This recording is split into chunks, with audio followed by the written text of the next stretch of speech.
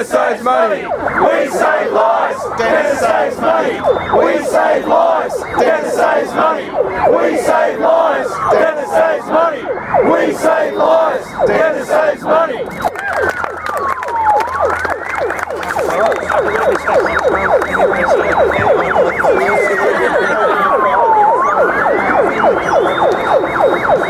Does anybody else want to get me there?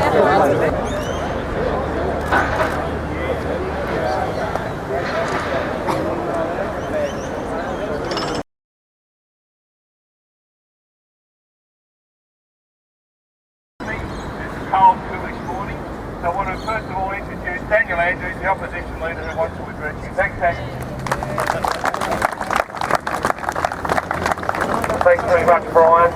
To each of you, I'm saddened to have to be here today to talk about these changes, but it's very important that I make it absolutely clear where the opposition, where the Victorian Labor Party stands on these important issues. Now, there are a lot of speakers, so I want to be brief. And people are usually pretty happy if politicians keep their speeches brief. This is a significant issue, but in many ways it's a simple issue. I don't believe that limiting the rights of emergency services workers to access compensation if they suffer post-traumatic stress disorder and other mental health issues as a result of their work is any way to take care of the people who take care of us. It's wrong. We are opposed to it. We will vote against it. We will campaign against it. And if we are returned to government, we will undo that damage.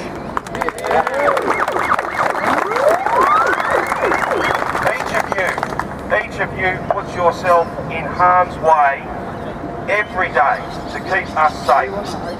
And undermining your rights, effectively attacking you, is no way to repay you the great debt that our community owes you for the work you do, the sacrifices you make, the risks you take on our behalf. Our position is crystal clear. This week we'll vote against it, we'll campaign against it, and be in no doubt we will undo these changes if we are fortunate enough to form government at the end of next year. I wanted it to be abundantly clear what our position is. I hope there can be no doubt now where we stand on these issues. We stand with you and the work that you do every hour of every day. Thanks very much.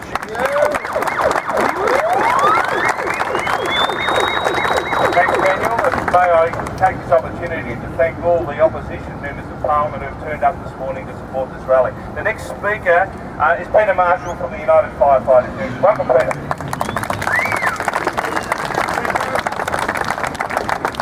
Well, thank you, Brian, and great to see everyone here today. But can I say, how many rallies do we have to have before this government gets the message?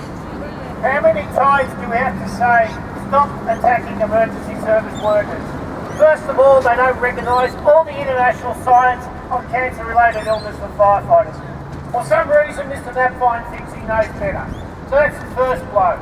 This is another dagger in the heart of emergency service workers. Here we are seeing them take away your rights under law, under TAC. And can I say for the press and to the public, there is no worse incident than turning out to a motor vehicle accident. You are confronted with blood and guts. You are confronted with having to cut someone out while the ambos are there treating them, trying to maintain their life, telling them it's all right. There is no more traumatic incident than a firefighter can respond to.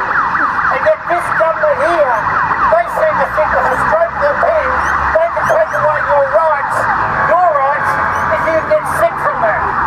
63% of firefighters have moderate post-traumatic stress levels.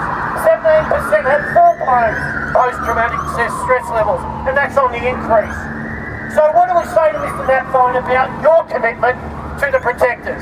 We say you simply don't care. And can I say very clearly, this rally is not for us. This rally is for the members of the public to understand that this is a government that is doing all they can to attack emergency service workers, take away their entitlements, but most importantly, make the service unworkable. It is a disgrace. It will be opposed up until the next election. You will be made accountable for this. Thank you. very much.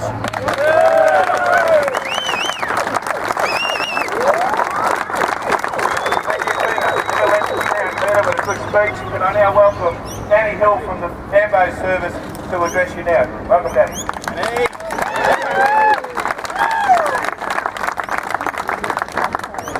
Well, thanks everyone. Well, we didn't need any more proof, did we? We didn't need any more proof from this government of the level of contempt that they have for emergency service workers.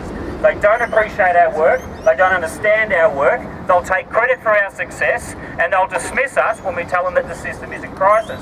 But now he's hit rock bottom. This is the lowest of the low. Now he's attacking our sick and injured workmates. This is the worst thing that a Premier could do. We have had 10 suicides in Ambulance Victoria in the past 5 years. 10 of my workmates have taken their own lives because they've suffered from post-traumatic stress, from depression, from anxiety, from whatever else, from things that we haven't understood, problems that we haven't picked up yet. Shouldn't the Premier be looking for ways to improve support for these people? Would a decent Premier take away common law rights for emergency paramedics? No. Would a decent Premier look for ways to save a buck when paramedics are taking their own lives? No. And will we tolerate any sort of attack on ambulance paramedics, on police and on firefighters, on their rights? Will we tolerate it? No. Of course we won't. We deal with these things day in and day out, and he may not understand it, but post-traumatic stress, depression and anxiety is real in our workforce. It is real and here today in our emergency workforce. And a number of my workmates here who are here today will be happy to tell you that they have suffered PTSD themselves. They have suffered depression and suffered anxiety. But our Premier doesn't understand that. He's looking for a way to save a buck. 10 paramedic suicides, he's not alarmed by that. He's looking for a way to save dollars. Well, we won't tolerate that. I agree with Pete. We'll take this to the next election as a key issue. Targeting emergency service workers is wrong. Targeting their rights and trying to reduce their rights is wrong. He clearly doesn't have any empathy. He's been humiliated by the ambulance crisis. He's been humiliated by his cuts to the firefighters. And now he's vindictive, he's heartless, and he's looking for the way to hurt us in the most offensive way that any politician can target an emergency service worker. We're not going to tolerate it. We will take it to the next election. I can promise you that. Thank you. Thank you, Danny. Bruce McKenzie from the Police Association of Victoria. Welcome, Bruce. Can I firstly say, members, how pleased we are from the Police Association's perspective to see so many members of the Parliamentary Labor Party here today supporting emergency services workers against what the Napthine government is attempting to do to us all collectively. It's our members collectively, police, paramedics and firefighters, who are at the brunt of transport accidents and the aftermath of it. The Napthine government have taken a view that they will take away the common law rights to take civil action when they are injured as a result of attending one transport accident after another, after another, after another. And this government seems to have a view that that doesn't have an effect on our combined membership. Well, we're all here today to tell the Napthine government that it does have an effect on our combined membership. Police, firefighters and paramedics too often get ill as a result of the work that they do, cleaning up the aftermath of the terrible collisions and other accidents that our members attend together and work so hard together on behalf of the Victorian community. Because at the moment, ladies and gentlemen, let me tell you that it's very hard to do the difficult work that our membership do on behalf of this Napthine government. And the sooner that we hold them to account with regard to what they're trying to do, with regard to the common law action that every other citizen enjoys in this state, that this government are trying to deny emergency services workers, is an absolute disgrace. And can I say, from the perspective of the Police Association, finally, that our empathy goes out to our colleagues who are paramedics at the moment. Why would it be that this government would sit on their hands and watch the ramping issue, watch you struggle with your EBA and do absolutely nothing about it? So from the Police Association's perspective, we're with you as all the way. And finally, let's send a message to this government that we are not going to cop our common law rights being taken away, that we are not going to cop the sort of treatment that this government, who have portrayed themselves in the past as being a friend of emergency services workers. Well, what a fallacy that's turned out to be, given what we're confronting here at the current time. We will continue this fight on behalf of our combined membership for as long as it takes to change this silly legislation. And finally, thanks to Daniel Andrews and the Parliamentary Labor Party for bringing some common sense to this issue in the Parliament.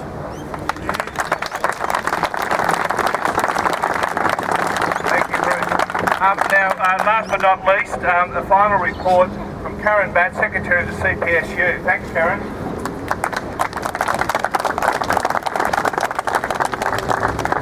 Thanks, Brian. I also want to acknowledge the Parliamentary Labor Party. If it wasn't for their vigilance last Thursday and Friday when the bill went into the House, we would not have been aware of what the government was secretly trying to do for the entitlements and common law rights of emergency service workers. All the other speakers have eloquently gone through the detail of what it means, but let's look at what the government has done. Whilst they've been reviewing the Accident Compensation Act, openly consulting, they went behind the back door and quietly made amendments to the Transport Accident Act to deny you your common law rights as workers of this state.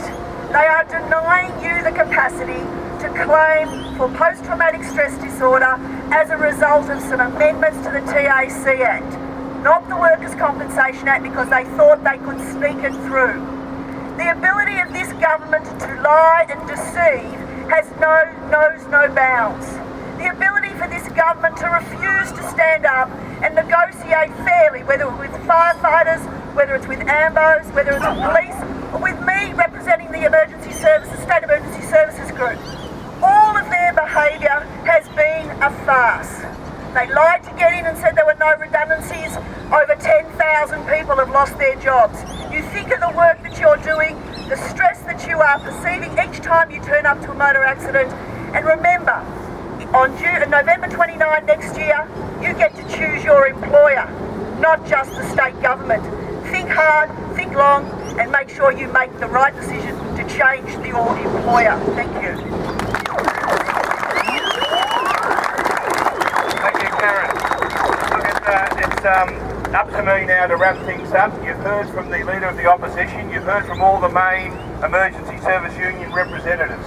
I think this situation in the Parliament with this legislation deserves to be called a code red, and I'm declaring it a code red here and now on your behalf.